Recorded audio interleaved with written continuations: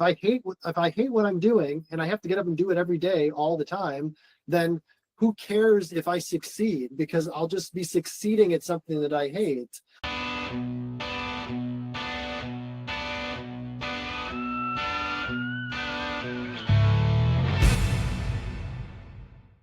Hello, Joey. Hello. How are you doing, Joey? I'm better now that the sun's coming out. I know. It was a little rainy. Looked like it was going to be a gloomy day in New York City. Very glad the sun's peeking up. It was. Quinn, it's a pleasure to meet you. Where are you coming from today? So actually, normally I'm based in Monte Carlo in Monaco, but today I'm actually in Istanbul in Turkey. So oh my gosh. in the zone. I hope my connection's going to be okay. The Wi-Fi has been a bit iffy, but if not, I'll just jump back on for you guys. Oh, amazing. So wait, so what time is it there? It's 11 a.m. here in New York. What time is it there? It is 6 p.m. here in Istanbul. So yeah, I usually do the normal 6 hours between Europe and New York. Then I always have to add another one. And then in a few more months, they have 2 hours difference. So it gets very complicated here. So tell us about, so what are you doing in Istanbul? I mean, what's going on? So my husband is Turkish, actually. He's from here. So every so often, for our agency, which we can get into in a little bit, but our team is based here. So every so often, once a month, we usually come in, both family and work, and pleasure, of course, eating very well. So yeah, it's part of our kind of normal monthly routine to come in the city very often.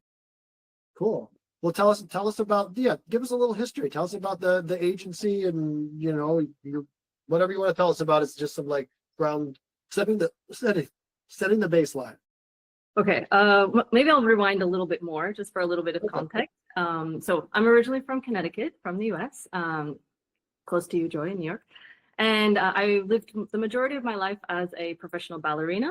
So I danced in the National Opera of Germany, Staatsballet Berlin. So I left Connecticut after school when I was 17, moved off to Germany, didn't speak a word of German, didn't know anything about the culture, except I got the job in the opera house and I was really excited for that. So that was kind of the start of the dance career. And then after 5 years, I got another job in the contract in the Ballet de Monte Carlo. So this is the company run by Princess Grace's daughter. So it's the National Ballet of Monaco. And from there, I met my husband together. We danced together for about 12 years. And Monaco sort of became our home since we met there and we made our life there. So when we decided to stop dancing, we knew we wanted to stay in the region. And it was the era it was about 15 years ago when social media was just taking off in Europe. So I know in the States, it was much more advanced with Facebook and Google and et cetera. But a lot of companies didn't quite know how to manage social media, digital marketing, even websites were kind of backwards by then. So we thought there's kind of a big gap here. We like working digitally. We like, my husband, he learned how to code.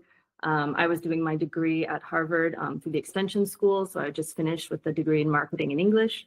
And we had just by kind of chance, some people are asking us to help them with their social media accounts. They didn't know how to run them. They didn't know the software.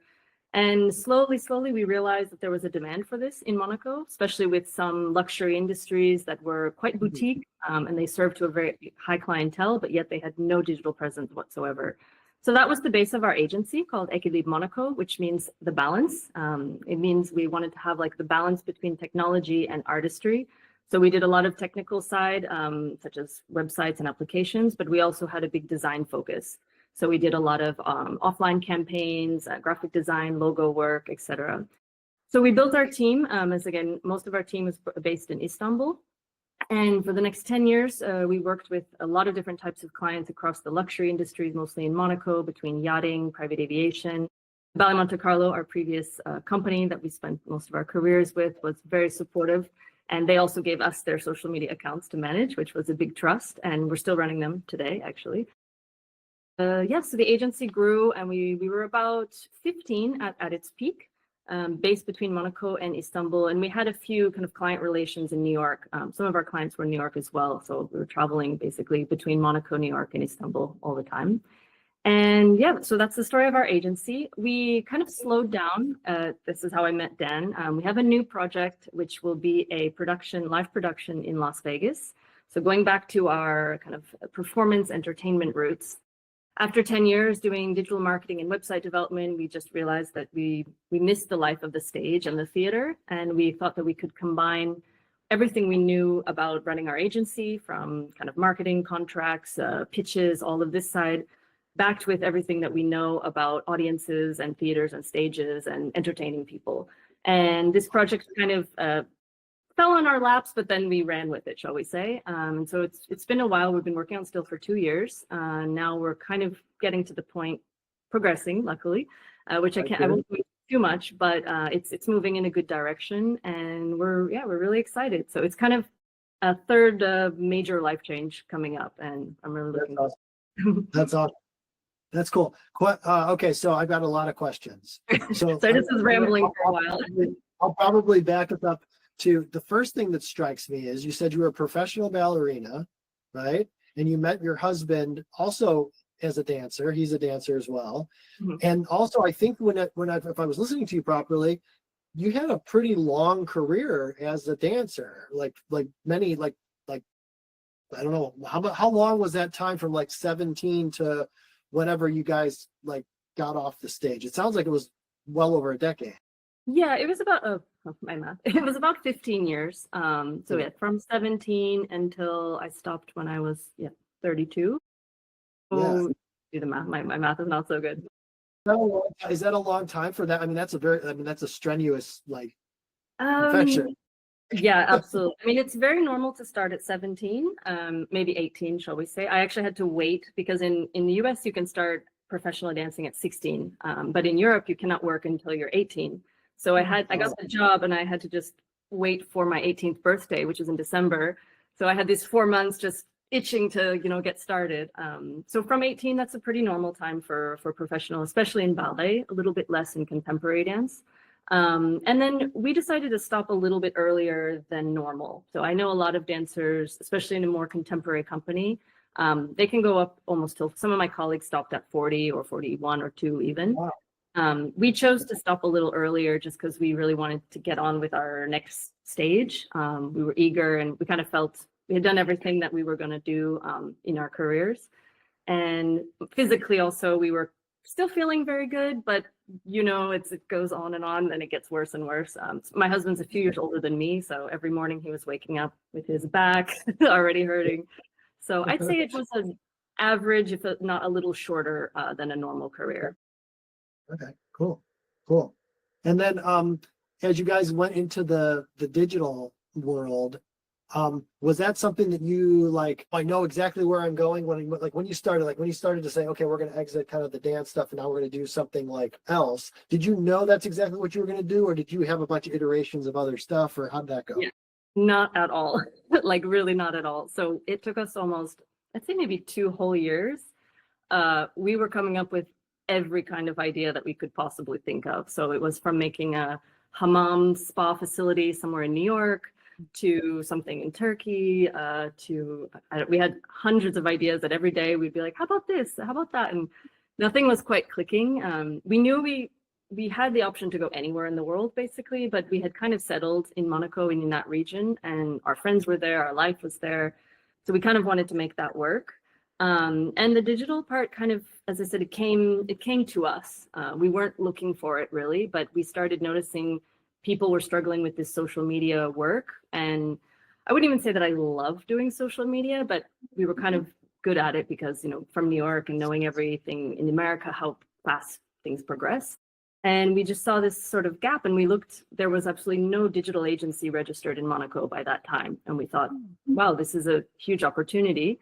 And even when we were writing our, the RCI is kind of your business, what you do. And they were looking at us in the government office a bit, like, social media? Is that even a job that a company can do? So, and now of course there's, I don't know, maybe 100 in Monaco now, but I think we were really one of the first actually to do that. Cool. Well, so how is it? So I worked with my wife in many capacities in business and entrepreneurship over my career. In 2017, for the best, we were working on something in particular, and she came along and she said to me one night, I want to be your wife, but I don't want to be your business partner anymore. Yeah. And it wasn't like a major like problem or anything. It wasn't like a blow up, and there wasn't anything really particular going on. It was just like a realization on her side, like, hey, you know, I don't really want to be business partners anymore. I have my own thing, and I know, and you have all these ambitions and things you want to do. And that's kind of like how we like, and then we, you know, did that. So like, that was great. After working together as like business partners and husband and wife for like, at that point, it would have been, married at that point for like 11 years. Oh, wow. And then like before that, you know, so 16, 17 years of being like business partners and real partners. How do you guys deal with that, or what things come up or don't come up, or what's your thoughts on that? Yeah, I mean, I know that it's a very specific thing to work with family. So first of all, my parents also run a dance company together. And so we are a family business, and then we became a family business. I think also because we danced together for so many years, we were very used to being 24/7 basically together. So any couples, there are many couples in ballet companies, first of all, that they come together just because you're in the studio, you're on tour, you're traveling, you're suffering together. So we were already quite used to that kind of 24-hour schedule, and the suffering, of course, when being together, helping each other through these, you know, kind of difficult periods. And yeah, I don't know, I think we have a really, really harmonious business relationship, I would say. We're very different. So we have extremely different strengths and weaknesses, I would say, but they complement each other. So me, I'm actually very organized. I like things to be kind of planned and figure everything out. And I like to take the time to make sure everything's set, but everything doesn't always go exactly as you plan. So when it goes a bit off, I'm not so comfortable with, you know, problem solving on the spot, and that's where he shines. So he's very quick. He hates organizing himself or doing any of that paperwork. But when everything goes wrong, he's the one that you call. So I think we had a lot of, in our early days, we were also tingling a little bit in event management. So we worked with the Monaco Yacht Show for 2 years. And I don't know if you guys are doing a lot of events, but anything can go wrong in a live event, right?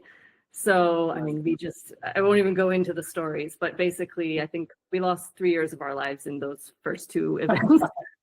But much of him and just this very quick problem solving and being efficient and not panicking, putting everyone in their place. And I think those are qualities which I'm glad that we complement each other, because again, I sometimes just can panic and I don't know what to do, and it didn't go as according to my plan. So yeah, I would say overall, of course, you know, we have little arguments and like everyone does, but overall it's a very kind of symbiotic, or I don't know if that's the right word. We complement each other. The way you're describing your husband and your relationship and the dynamic of how you guys operate, that's how Kelly, my wife, Kelly and I operated as well. Same situation. She was the organized one. I was the problem solver one of like emergency, like, okay, figure it out. So yeah, that's definitely that's a good way. And you also mentioned the thing about the 24/7 being together sort of thing.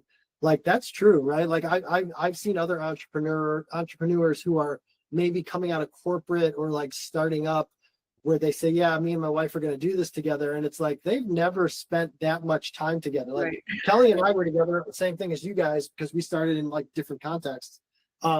But same idea, we were together 24/7 from the time we started dating, basically. So it was like kind of a natural thing, where I see these other people, they get these couples together and like all of a sudden they're going to start a business. And not only is it the like just like being in the same room all the time, but then you've got the added stress, you've got the like, you know, things like you're saying not going well, like having 2 different perspectives on maybe what should be done next. Like it's a very difficult thing on a relationship if it's not complementary to absolutely. Yeah. I totally agree. And I think it was those early years, again, we were together since many years in the ballet before. I think that settled the way of the relationship. So it was easy to continue, well, hopefully for many more years. Certainly, but I also imagine that being involved in that kind of event planning could drive a wedge between 2 people who are not. That's why we didn't stay very long in a event. Yeah, I imagine that's a lot of the reason. It was a little too stressful for both of us. Yeah. Great experience. Like probably everything that we've, you know, learned, we always think back to those years, like remember that experience and don't repeat it again kind of thing. So I guess you do have to go through that in order to remember what not to do in the future. Better done younger too. better to have experienced that on the younger side. Exactly. In your Exactly. 40s, like, I can't. I'm out. That's what I found a big key to just entrepreneurship in general. Well, really, I don't even think it's just entrepreneurship. I think it's a healthy life a little Right. bit too, is to be able to like do something, see what works, what doesn't work, kind of like evaluate it, and then move away from the thing that's not working. I see a lot of people get stuck in their lives or their businesses or whatever, where they just kind of keep repeating the same pattern. And like, even if they're aware of it, they sometimes don't get out of it. And then I think it's one of those things like where it's a little devil you know kind of thing where they're not happy with what they got, but they're happier being unhappy than they are to like take the risk of like trying something new. So I'm definitely a curious challenge. about that, Dan, though. I'd like to know your opinion too, Quinn. Mhm. I think, and I can only speak for America, I feel like in America, there's a lot of, no, just pick yourself up, just pull yourself up by your bootstraps, just power through, muscle through. I think that's where a lot of people get Correct. Yeah. get tripped up, is I am failing somehow because I'm unhappy and not feeling super successful in this thing, but I'm going to continue, I'm going to work harder and harder because that's the American way. Yeah. What do you have to say to Right, that? right. I go mean, ahead, so two things, Dan, I totally agree with you that that was actually one thing that was a really, I think, important for our development in the agency. I mean, so this was our first entrepreneurial adventure, right? And me also being a kind of work focused, perfectionist. Our first 2 years of the agency, we just wanted, well, of course, we wanted the best and the biggest growth and to be the best agency in Monaco that everyone was talking. So we had these very high goals, and I was putting these kind of almost impossibly high standards for us that it's natural that you have to grow step by step. And, I was working every weekend, every night, every day, always available to clients from, middle of the night kind of thing. And I wouldn't like to say it was a burnout, but even between us, Eddie, my husband, was saying, we have to close the door sometimes. Like you have to make them understand that you're not available 24/7. I said, yes, but there are clients, they need to feel that we're with them. And it's like, it's midnight, nothing's going to happen between now and 9 a.m. It's not like they're Amazon or Facebook or something that's, going to shut down. And that was really hard for me. And I think we disagreed a lot about it. And I said, you don't care about the company, like you don't work as hard as I do, this kind of. And over time, this took me about 2 years of time. I realized that actually taking that Sunday and really shutting off emails, not answering the phone, even if they called, and we just spent that time having quality time together. So not talking about the business, not talking about any problems we had. And it was a hard kind of boundary to make, because even if we would go for a walk in the park, my first thought would be, oh, what do you think about, this. So over time, by putting these boundaries, I think it helped both our relationship and also just our kind of sense of well-being, to really be able to turn off. And I think that's something for every entrepreneur. I know it's the hardest thing ever because it feels so counterintuitive that you need that day to just kind of clear and reset, and maybe even a week. Like in Europe, they take the month of August off, which is like crazy for Americans, right? And the first time we were invited for a sailing trip, so it was 1 week on a sailing boat with like no cell phone service, no computers, no nothing. And I was having panic attacks before the trip. Like, what is going to happen? We're going to lose all our clients. And I almost canceled it. I was that nervous about it. And then in the end, we were just sailing on this tiny sailing boat with 4 friends in Greece. And it was the most epic, amazing experience, probably life-changing actually, because I realized in that trip that you can actually just detach and nothing's going to happen. And you come back so refreshed, so motivated, so kind of ready to attack the next year. And that after that, it really kind of changed my approach to the business, and that I can be a better client manager or, operating person when I've had that day of rest, and I can be much more focused, and rather than just drive yourself to the ground. And I think that's a mistake a lot of new entrepreneurs make, that they just feel they cannot stop working. And I bet in America it's even worse. But that one day, or those even 2 hours that you take just for yourself, can really improve in the future. Yeah, I totally agree. And to Joey's point about the in the US in particular, that's all I can speak to as well. The idea that you're going to like work yourself out of something is like it like logically kind of like makes sense. Okay, I worked this hard, I got this far. If I work double hard, I'll get double far, right? Like Right. that's kind of the logic, but it actually never plays out that way. It basically is, it's the old, I mean, it's a cliche, but the work smarter, not harder thing. Like I think people say that cliche, but they don't actually live it. They just sort of say it.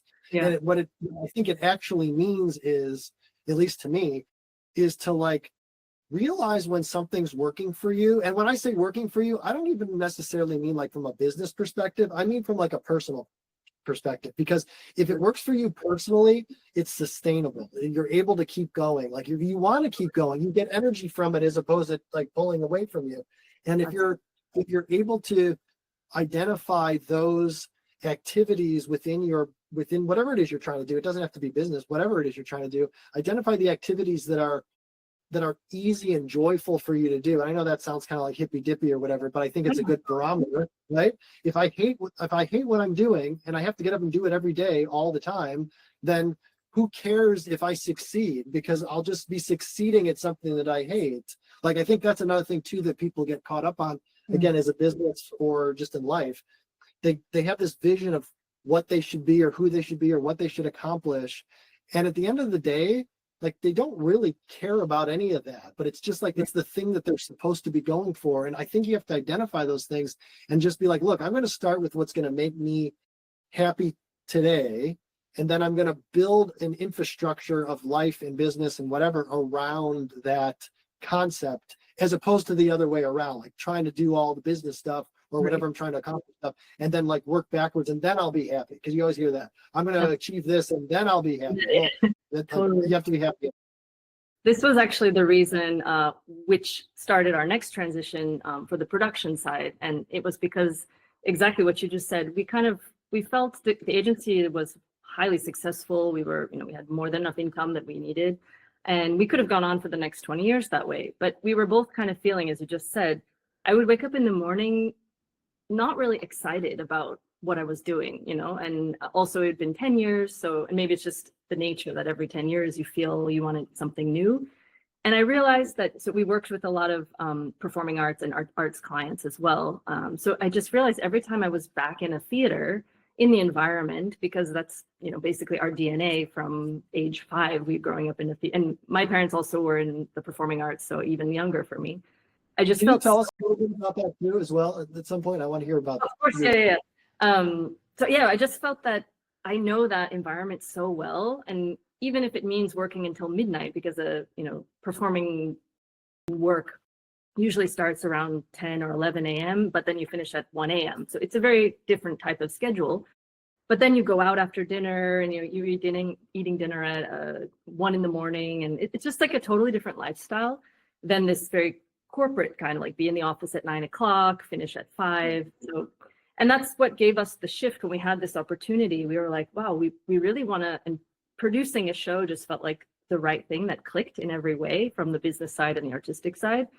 And yeah, that's what we did basically. We realized we wanted to go for this challenge, even though it is still very risky, and just try to fulfill what we want to do in life. As you said, it's not just, yes, we had a successful agency and we're going to retire after another 20, 30 years, but like, we really want to do something that excites us and motivates us and create something that we hope will also touch and impact other people. Frequently in the acting world, we call that filling the well. Yeah. The well gets depleted after a while, and you just got to take a step back and do another project, or just take a vacation. You just got to fill that back up so you can give 100% of yourself. You're also in the performing arts world, no, Joey? I am. I'm an actor. Yeah. So you understand completely. I understand a bit of what you're saying. Yes. Yeah. To go back to your, go ahead. I was just going to say, so Joey from acting world and Quinn from dance world. Now, I think there's maybe a slight difference in your guys' two paths. I think Quinn, it sounded like, and I don't know if this is typical of the dance world, but does the dance world have a more like, cool, I'm with a company and now I'm with this same company for an extended, like, is that the traditional path, as opposed to, I know acting is more like you're kind of jobbing more. Is that a little more is gig that economy? Yeah. like that?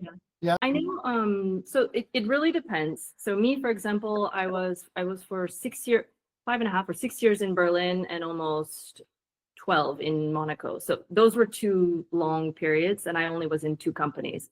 They were both very high level companies, so I didn't feel the need that I needed to go around. But one of my very, very close friends, for example, I think she was in 8 different companies in the same period of time.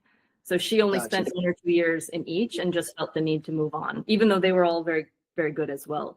So it really depends. If you find a place that you're just really happy and you like the environment and you like the people and you like the director, most important, then yeah, there's kind of no need to move. But other people just feel, okay, time for the next thing, a new city, new place. Because generally you have to move countries actually when you change your company.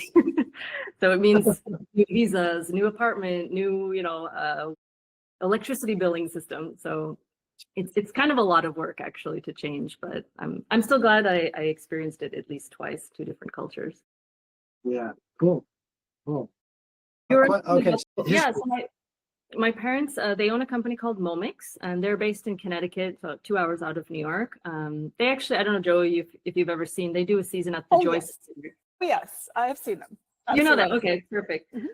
So Dan, you will have to come next time so that you know as well. So it's a very unique style of performing arts, I would say.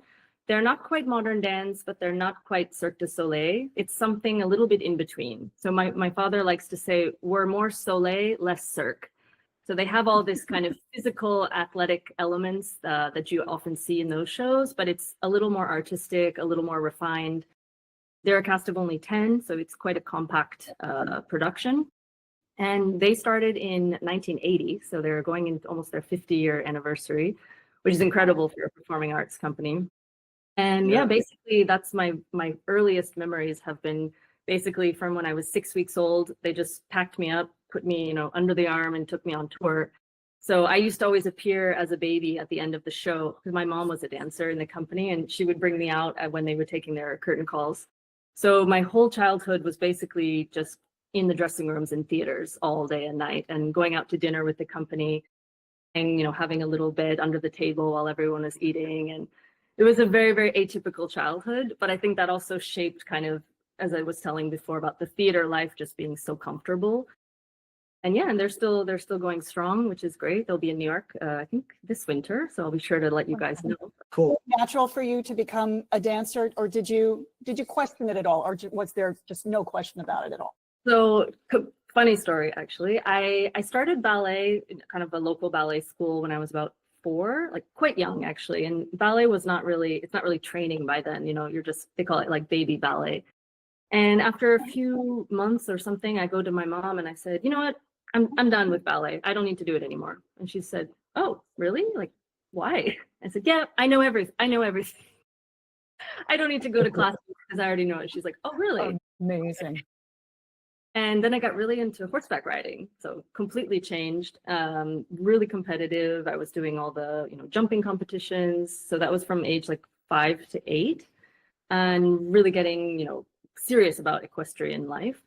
And in school, then I met another girl who was back in the ballet school, and she became kind of my best friend. And 8-year-old girls, they're just inseparable. And she was doing ballet. So I then said to my mom, you know what? I think I want to go back to ballet class. And she said, I thought you don't like it. You don't need to go anymore. I said, yeah, Emily does ballet, so I think I want to also. So then I enrolled again, and I was kind of doing them parallel. So horseback riding 3 days a week, ballet 2. And they each sort of demanded more and more as you get older. And then there just came a point where I sort of had to choose. Even the muscles that you use are completely Exactly. They're very different. Very different sports. Horseback riding is like totally parallel, turn your knees in, and ballet is way back. Yeah. So I still really love, horseback riding, but it's just more for fun now. And I took the path of the dance eventually. And my parents were very supportive. They never pushed me to do it, but they were always, welcoming whatever I wanted to do. And when I got the job in Berlin, I was actually supposed to go to New York University, the Tisch School of the Arts. That was kind of my plan. And the audition for Berlin was in the end of July. So it was very late and unexpected completely. And I got the contract and I had to decide in 3 weeks to get the German visa and do all the business to move to Berlin. And my parents said, are you really sure about this? This is like a big move.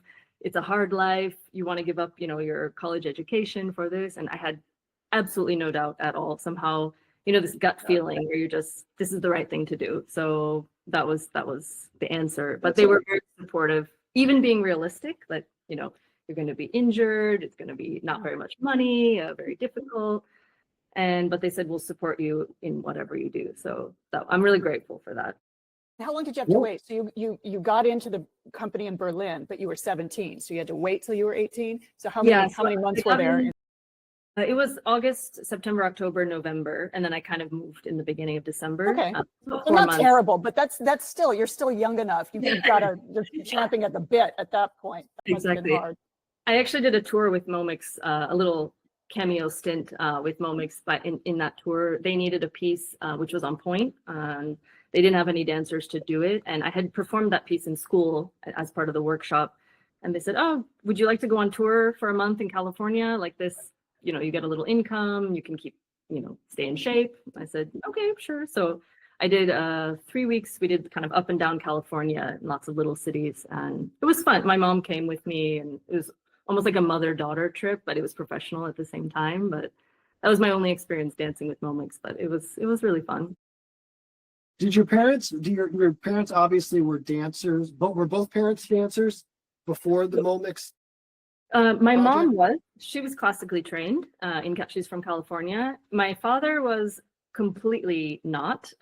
He's a whole podcast in himself. So I don't want to go like too deep into that story. Yeah. Basically, he was trained to be a downhill ski racer at Dartmouth. So his whole life was dedicated to athletics, skiing, and he broke his leg while training. And so they told him he will never ski again. And he was a freshman in Dartmouth. And as therapy for his broken leg, they said, you should do a dance class to be more, you know, mobile. And that's how he kind of started getting into the dance world. And I have to tell you that I was told to stop, because I was a dancer when I was younger, never professionally. I was told I had to stop skiing if I wanted to be a dancer, because I didn't want to, you can't get injured as a skier. I also stopped skiing when I started getting more serious. How amazing that your father was injured skiing and said, no, become a dancer. I also think it's funny too. I think we should do like a sketch about like doctors telling people they'll never do whatever again, because everyone has that story of the doctor said, you're never going to sing in the opera, and then of course they sing in the opera, and you're never going to, like, it's like always that way. It's funny. You should never take, actually, like, it's completely willpower in the end. I mean, even my father, he's such a believer in sort of like holistic living, and he's extremely disciplined, probably the most disciplined person I know.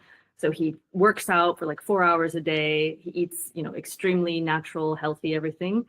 And every time he's been to a doctor, he's 76. And every time he's been to a doctor, they say, you know, maybe it's time you get on statins, or maybe you need to do Trelegy because your lungs are a little bit like this. And he's always, up until now, just fought it with sort of natural habits. And one really funny story was the lung doctor was insisting that he take Trelegy because he had all this asthma or whatever, and he had a bit of a cough. But he didn't really like the side effects and all of these other things. So he went on to a holistic program on his own. Sorry. He goes back to the doctor, I don't know, 3 months later, and the doctor says, wow, your lungs look amazing. You see how great the Trelegy is working. I'm so glad you've taken it. And he said, well, that's funny, doctor, because actually I haven't even taken it once. And the doctor got so mad. You didn't take my medicine, you know, get out of my office. But I don't even know how I started on that story, but basically I have to talk to your dad about that, because I've dealt with a cough for a long time, and it's the same thing. Just take all these inhalers. Yeah. I also believe there's a different route to the problem. It's not, let's just treat the symptoms. Let's get to the root of the problem. I'm very impressed with that. Do you also live a very holistic lifestyle? Not as disciplined as him. I hope to be like that when I'm 76. I'm really into sports and exercise, so maybe that's from my dancing, you know, years. But if I cannot do some form of sports or training every day, then I feel I just did a kickboxing class actually right before we started this. Wow. So that I think I find really important, also just to clear your mind and head. I don't know if you guys have that as well, but I feel very anxious if I cannot, you know, sweat out things. And generally, yeah, I guess from dancing, we have the habit to take care of our body. Like it's your temple, basically. It's everything. So eating well, not crazy, not obsessive, but generally not, too much junk food and all that. Yeah. I'm definitely not as disciplined as my dad, though, I have to say. So he is extremely rigorous and very difficult to follow that regime, but we'll see in another 30 years. I was yesterday. So I'm up in New York right now at our place up here, and then as you know, I'm normally down in Florida. So when I do my regular run, like I go running, that's kind of like my default thing to do. Yeah, It's sweat exactly. a lot. Yeah, it's lots of sweating immediately. It's and I usually do 5K. Like that's my routine, like my regular routine. Oh, I'm gonna go for a run. It's a 5K. It usually takes me like about a half an hour, but a little less usually. If but to your point, yeah, it's super hot and super humid, kind of all the time. And I'll do it all through the summer and everything. I don't stop. I don't use the heat as an excuse.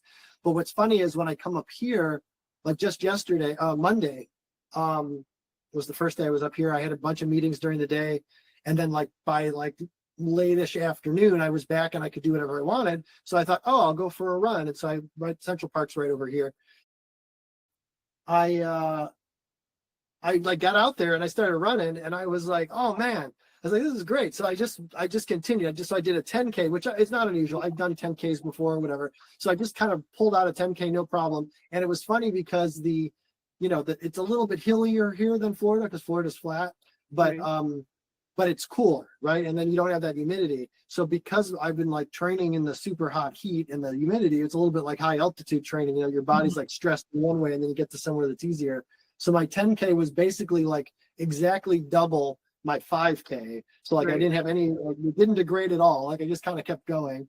And then I did it a second time yesterday. And then that one was a little bit more tiring. So, but my point with that is that in both those cases, yesterday and today, I had a lot of stuff on my mind because I had like a lot of business stuff like shuffling around in there. And the reason that I did it on Monday was because I was like, I need to, before I go do anything else, go do some exercise, go do a run, listen to some music while I'm doing it. And then like by the time I came out of it, like whatever I was thinking about before I started was like all like, oh, not a big deal, not even thinking about it anymore. And like I get it out, So again, always starting from that place of like, all right, what do I need to do to take care of myself first? And then I'll deal with the other things, right? Absolutely. So and it's really physical. Like I just realized sometimes you don't even feel like moving. Like you're actually really tired and lazy. So it's the same thing like taking rest when you feel busy, but you think, oh, the last thing I want to do is go work out right now. Like I'm so lethargic. I can't even feel like leaving the house. And for me, that's the hardest moment is like, okay, put on the outfit, get on them sneakers, go to the gym or go running. And you're like, wow, I have so much energy now after. And you're like, it's amazing that you actually build the energy just from using it. And it's counterintuitive because you could just slide. Yeah, it's also, it's the same thing with food for me too. Like there's a little bit of like, if I eat kind of like small, reasonable portions, like at each meal, my energy stays like through the roof the entire day. Like I never get bogged down, whatever, but we do have these habits of like, okay, sitting down, now it's meal time and I'm going to eat this big meal. And then you're like an hour later, like, oh, why am I so tired? Or why am I so beat up? And it's like, your body's not designed to sit down and eat like these giant meals. Like we used to function and live on like these little amounts as like, wandering nomads or whatever well, I have firsthand experience of that right now because in Turkey, I will tell you, they love their big meals, and even from breakfast. And it's amazing. Like I can't say any other culture I find is so spectacular with this. But even breakfast is just the whole table is filled with cheeses and breads, and tomatoes and olives and everything you can imagine. And you have to have a lot of self-restraint because it's not that you just have your plate, it's everything is in the middle and you can just keep helping yourself until your stomach is exploding. And so over many years, I've sort of refined the art of realizing when I've had enough and like self-restraint of like, okay, I don't need to keep, taking another big piece of bread. And then you're very full from breakfast, which is, maybe an hour long. And then before you even realize it's lunchtime again, I was like, I can't even think about eating. So I basically skip lunch when I'm here. And then I feel dinner is kind of I've gotten my stomach level back to neutral. But it's the same thing again. You have this massive table of the mezes and the most amazing food in the world in Turkey. I don't know if you guys have ever No. experienced it, but Nothing. I cannot shout it from the rooftops enough. Just it's like the most delicious, incredibly wonderful food. But I agree with you that it shouldn't be eaten in such large quantities because then you just can't even move after. What's a typical dinner time in Turkey? Uh, Are they on the later side, or? I don't know, to be honest. I know like we're generally with Edis's family and we'd like to try to eat a little earlier, around like 7, 8. I know in Europe, generally we are very late eaters, at least we are. So maybe that comes from the theater life too, but sometimes 9, 10. I know in Italy and Spain, it's even later. But I'm not really sure what's the generic time in Turkey is again, just sort of our strange schedule. But in the US, it's a bit earlier, as I believe, no? And I actually just read an article yesterday that's talking about even the younger generations are starting to eat earlier and earlier for various health reasons, for weight loss and acid reflux and various things. But it's a joke that I think Gen Z is starting to eat closer to 6, sometimes 5. This is old, Like this- old people. Like early bird special type. Yeah. Yeah. I agree actually with that. I tend to eat very late, but I think that when you do eat earlier, physically you feel better, like not to go to bed really full. From the ballet world, it was hard because we could never eat before the show. You know, you could have a little snack maybe between 5 and 7, but it always had to be something that you could, jump around after. And then Right. you would have your kind of main meal of the day or after around midnight. So I agree. I don't think it's so healthy or good, but some people, whatever, that's your rhythm and you just sort of fall into it. All right. All right. What are some other things that you've noticed throughout your career and entrepreneurial journey that like you would do, maybe if you were something you would do different or something that you're in your next venture, you're gonna do different than your last venture, something that you're like looking forward to being different?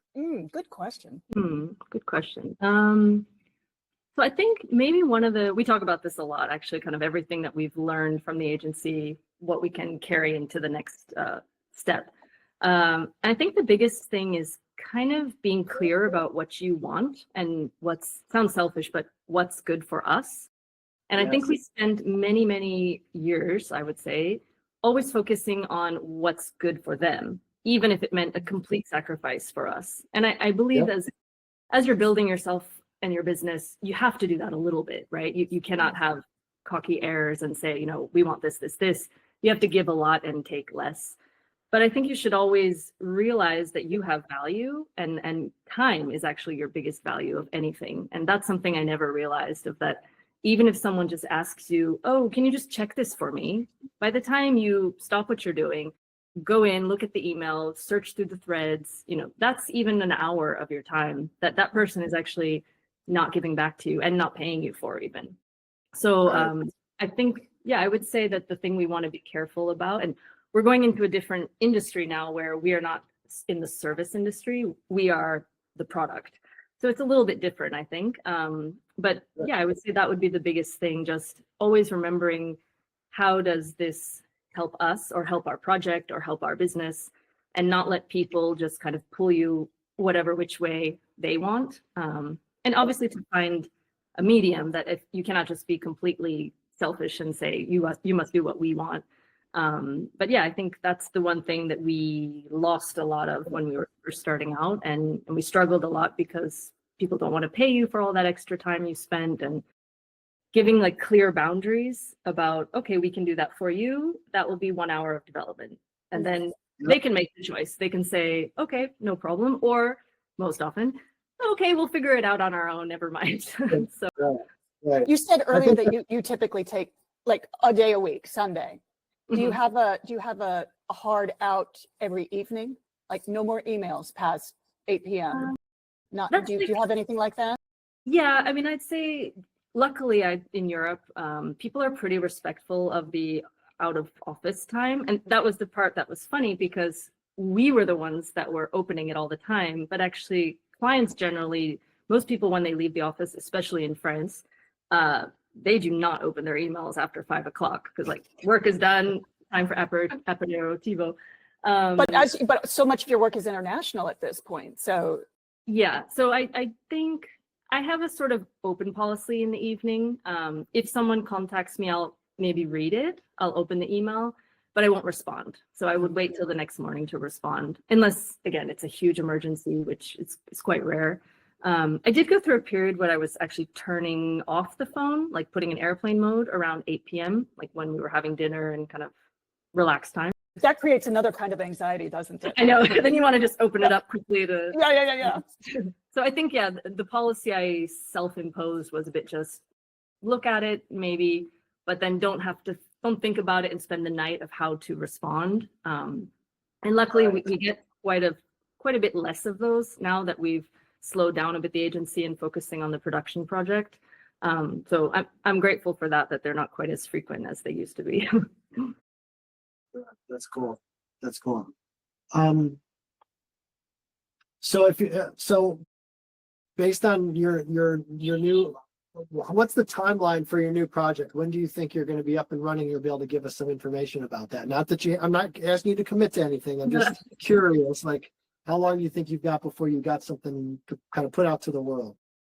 I mean, we're hoping, so just for some context, we've been working on this for about 2 years, and we knew it was going to be a long process. We're coming to the point now where we're hoping to lock in the theater. And so once we have that locked in, which again, I hope is going to be in the next month or so, then we can kind of announce it once we have the place where it's going to be and the partner that we're going to do it with. So yeah, I hope very soon actually that we can really have this direction. Everything takes longer than expected. And I know Vegas is a place, like many places in the US, kind of with the economy has been a bit going up and down. And so I know there's a lot of dynamics that are working right now, which we cannot control. But I do feel that we did everything that we possibly could. We put together the best pitch that we believe we could have made. And so it's out there now. And now it's sort of the universe to decide how it comes back to us. So that's a nice feeling. I don't have any regret of what we could have or should have, or if we had done that, then this. So we really followed a very specific strategy. We chose to wait a little bit to see how it's going to pan out. And yeah, so I hope in the next month or so, I will have at least a direction, which will be good. Cool. That's great. That's great. Where do people find you? Find- You are delightfully hard to find on the socials. Like personally, you are very hard to find on the socials. That is kind of intentional. I have to Yes, say. I gather that. I mean, probably LinkedIn is the most professional, I don't want to maybe publicly give my contact. No, of course not. Of course not. But LinkedIn, yeah, that's where I usually would openly, welcome any contacts. Instagram, again, I use it very much for my work. And personally, I'm not really that into it. I do have an account, but it's private and it's maybe got like 10 posts total. So not very interesting anyway. But yeah, that is kind of, I think because I spend my last 10 years of my life so involved with client social media, I'm not really so interested in curating my own, which I think we'll have to change once we start our new project. We have to be a little more self-promotional, which is not my nature. We're both quite discreet people, and I know a lot of people who put themselves out in the world, you have to be a lot more self-promotional. So that will be a challenge.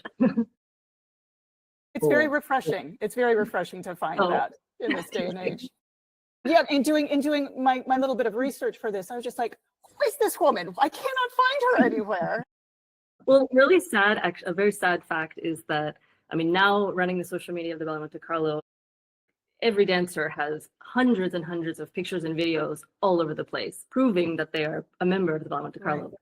When I was in Berlin, again, this was in 2003, so there was no Instagram or anything. And we had one photographer who would occasionally take pictures of a performance and you could purchase them. So I purchased maybe 5 photos with my meager salary that I have on, a hard drive somewhere. But these are the only 5 images that exist that prove that I was actually in this company at all. And in Ballet Monte Carlo, it's quite similar.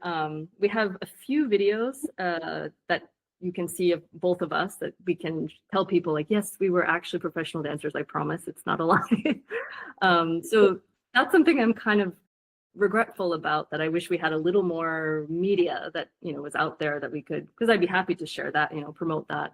But yeah, it was a different age, I guess. So we don't have so much proof anymore. You have the memories.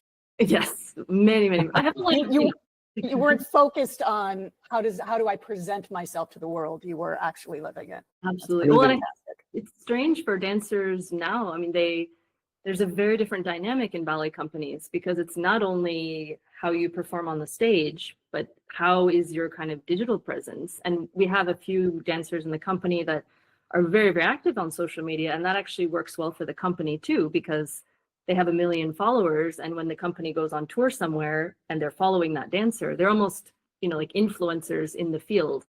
So, and then sometimes maybe that dancer is actually not at the top at the company level, but then you have this sort of problem because they are very, very famous just from their social media. So it gives a whole nother layer of complication, actually. How much do pervasive in the arts? Yeah, like how much does the company rely on the personal efforts of its members, and how much can they share?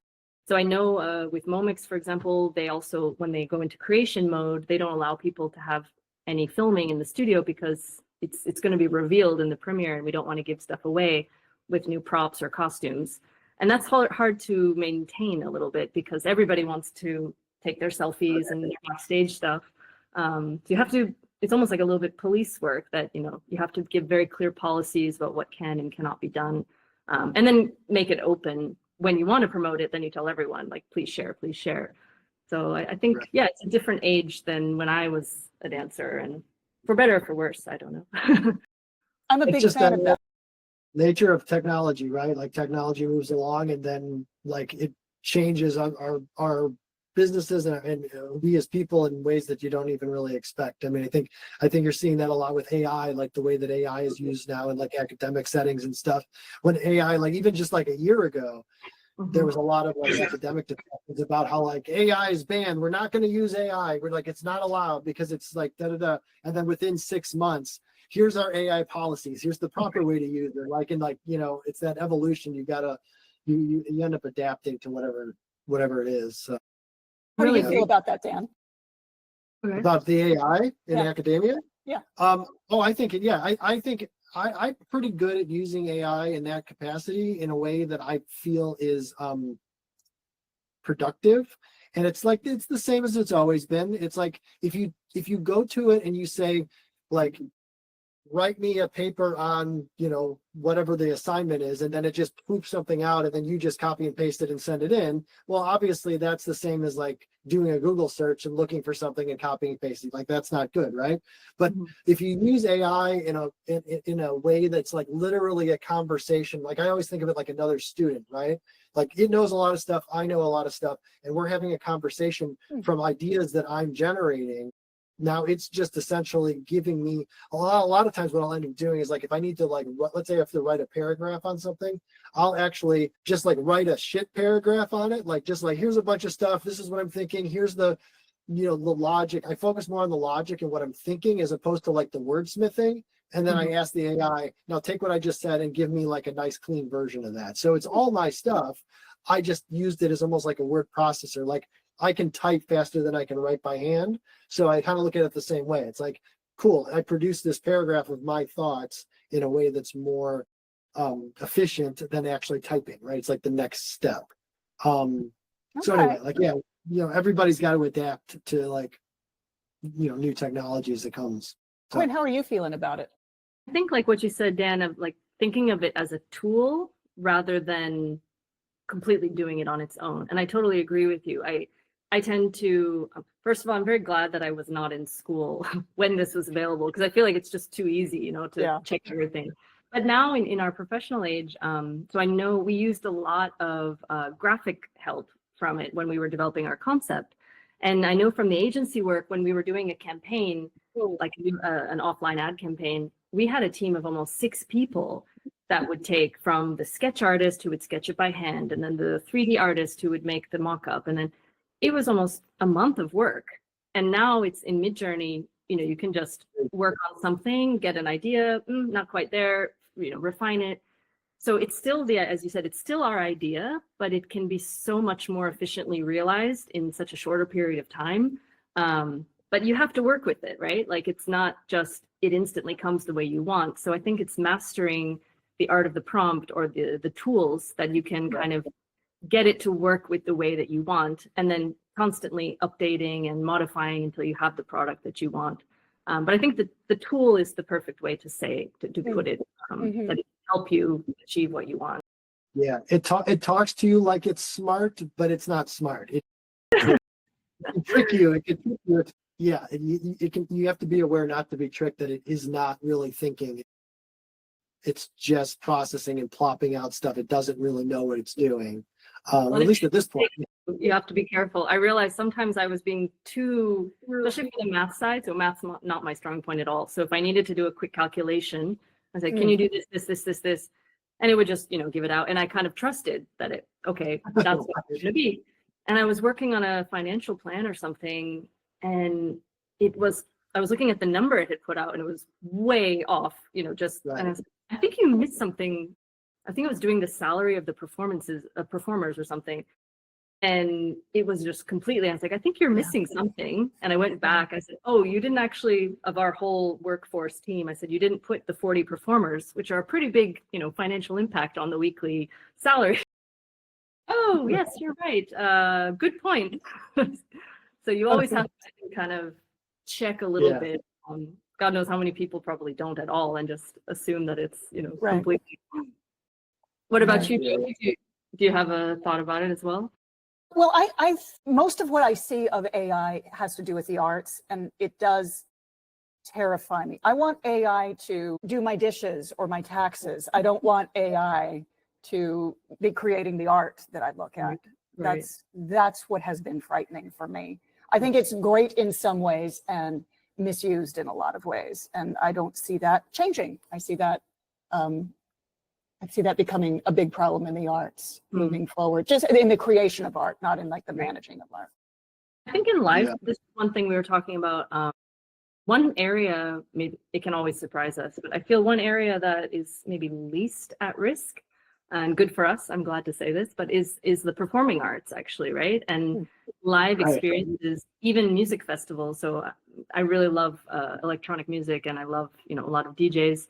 And I love the experience of being in a festival where you just have the energy, and very different from a ballet, of course, but that feeling of people being with other people and just feeling, the beat in your chest, that's not yet something that we can get from AI. So I think that a lot of industries, theater, dance, performing arts, music, clubs even, I think people still, especially after COVID, we realized that even more, right? That we want to have a social environment, and you can also put on VR glasses and go to a concert or a dance performance, but it's not the same, right? Like you don't have the smell of the velvet seats and the maybe popcorn smell from the movie theater and all these other kind of feelings that you get sitting next to your, new flirt that you're just taking for the first time. All of these emotions that come from really being in this space are not things that we can emulate digitally yet.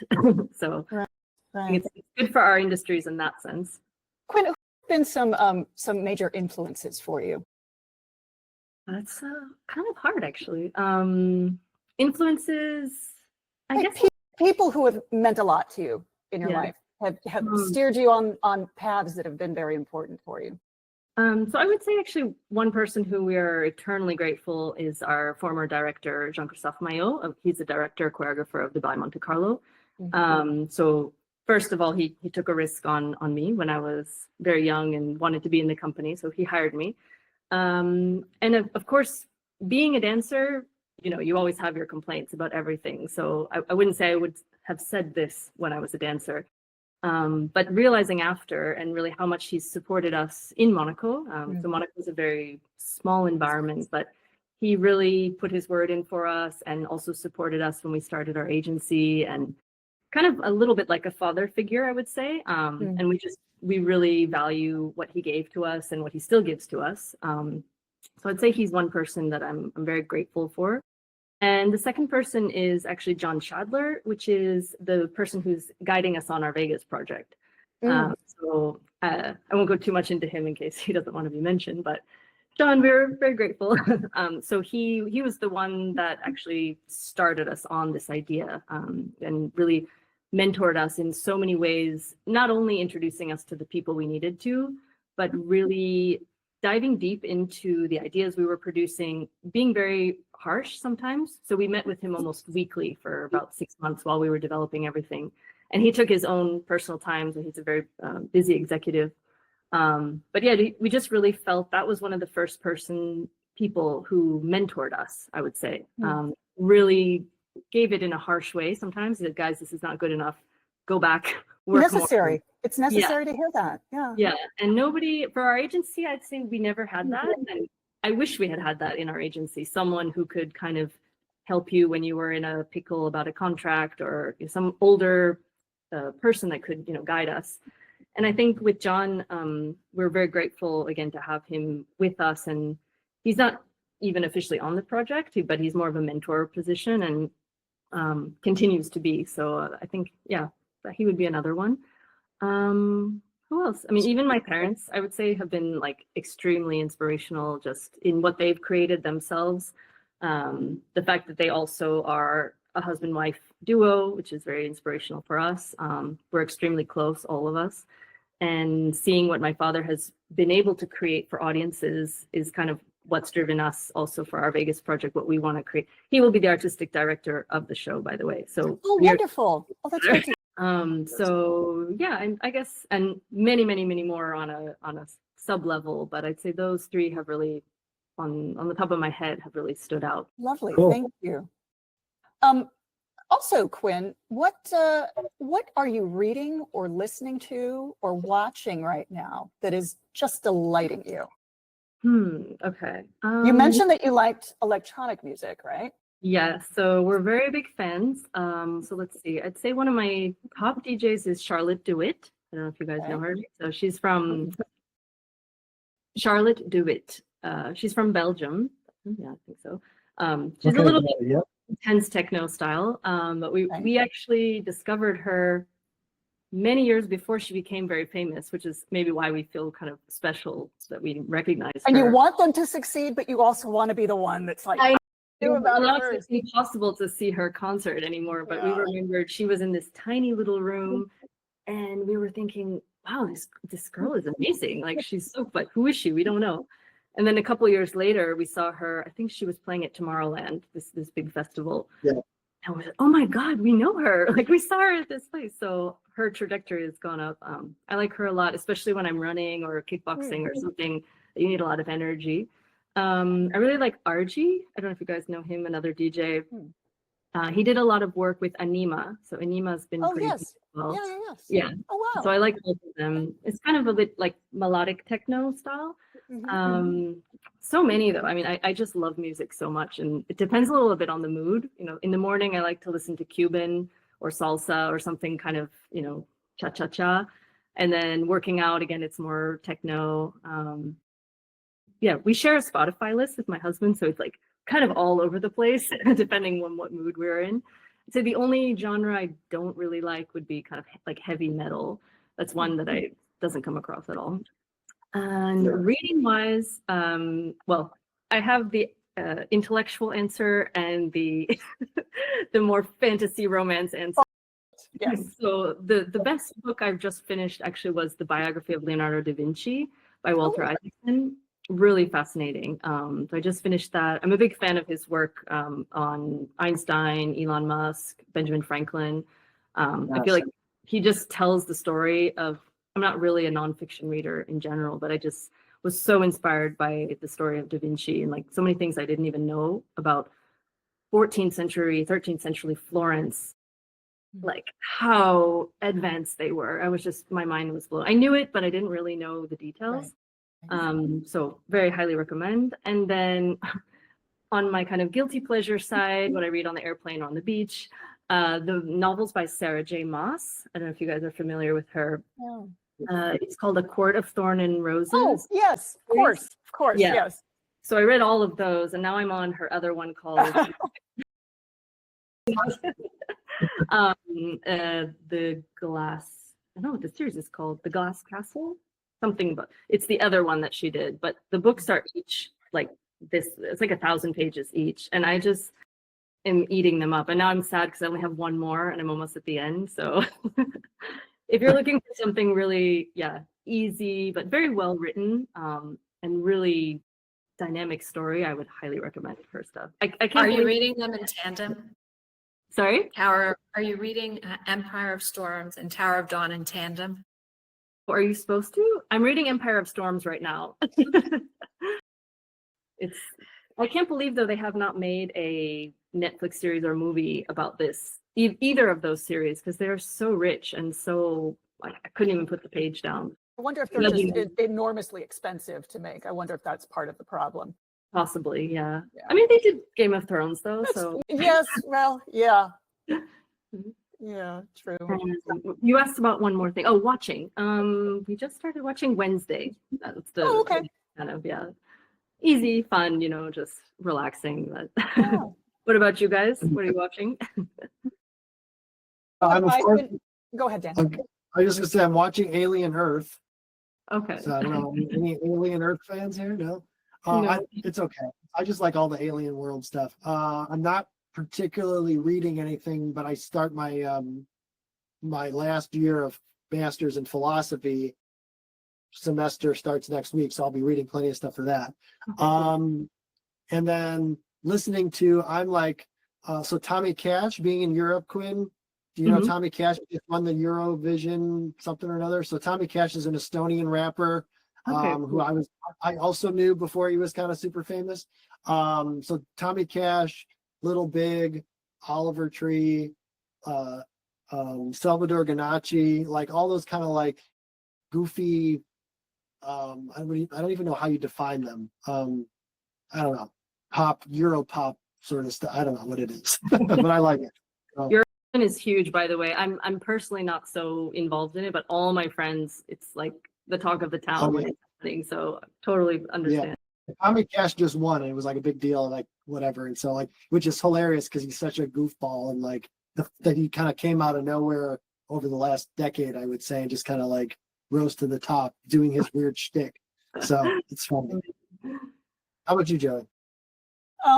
Right now I'm watching, I'm sure you two have heard of the Great British Baking Show. Yeah. I am watching the Great British Sewing Bee. Oh. They did like 10 seasons of, it's the same format.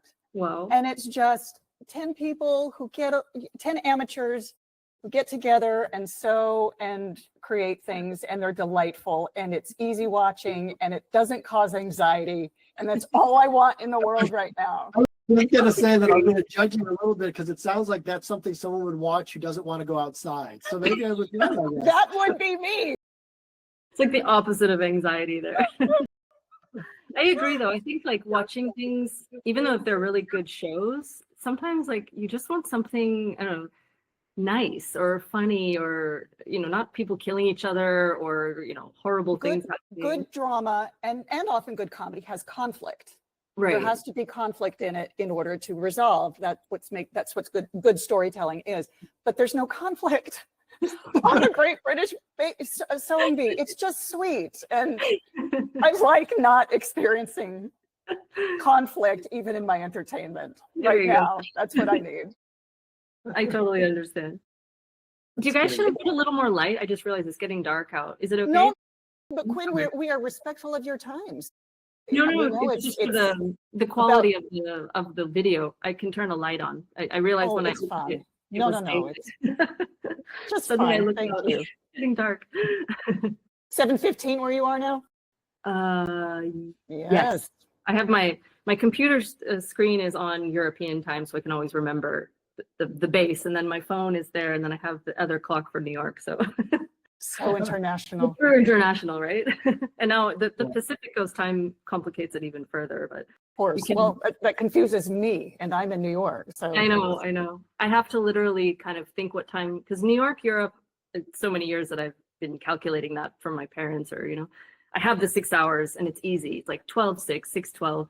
But when you add 1 hour of Turkey and then the 3 hours on Pacific, then it's like your mind gets blown And away. some places do daylight savings and some don't. And yeah. Oh, yeah, Turkey does not actually. So in a few months, it's going to be extra confusing because US and Europe don't change on the same day. So, and then Turkey does 2 hours instead of you don't even know what time it is.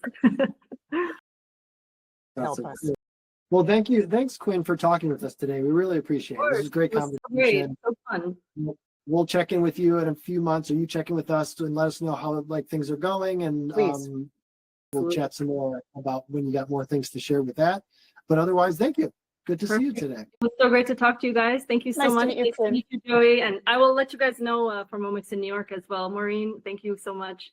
And yeah, we'll keep in touch, Jen. I will let you know how we're progressing. Okay, bye, guys. Bye-bye. She's just lovely. I've developed such a girl crush. I know she's great, isn't she? Yeah, yeah. I met her about maybe 6 months ago, or a year, maybe something like that, when she was kind of working on this project. And yeah, I was just impressed with kind of everything she's done, and to go from like such a hardcore like art background, but like obviously Right. born into an entrepreneurial art background, right? Like from her parents, like having that experience, you know, is unique. So To then have such a strong desire to move into this other world, it's very impressive to me, because typically most artists I know can only do this one thing, or not can only, but only want to do this one thing. And I very much admire somebody who's willing to jump out of their comfort zone like that into something completely different, a completely different world. totally. Yeah. Maureen, how are you doing? What do you think? I thought it was great. Very different from the other two. Yeah, So I'm glad you jumped in with your knowledge of that series. That you were really excited about it. because It's I huge. feel like It's a big thing. I've not read it yet, but it's a I big. feel like it's sucking a year of my life. Because there's like 5 or 6 books. They're so long. And I'm at the point where we're kind of almost at the same point. And I feel like I've been reading them forever, and they're very good. But I'm like, when am I going to read something else? But I have to finish it. And it Yeah, is right. sort of like that Game of Thrones. Like it just goes on. It's like kind of epic. But it is really good. And I had read the series she read previously, and I said, oh, I'll just continue down this path. But I'm at the point now where I'm like, oh my God, I got to finish these books. But they are really good. Very different than anything else I've read, and not heavy.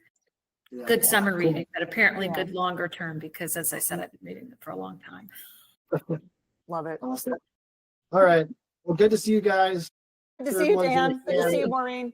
Thanks everyone who was listening, and we'll talk to you guys later. Thanks. Bye bye. Take care. Bye.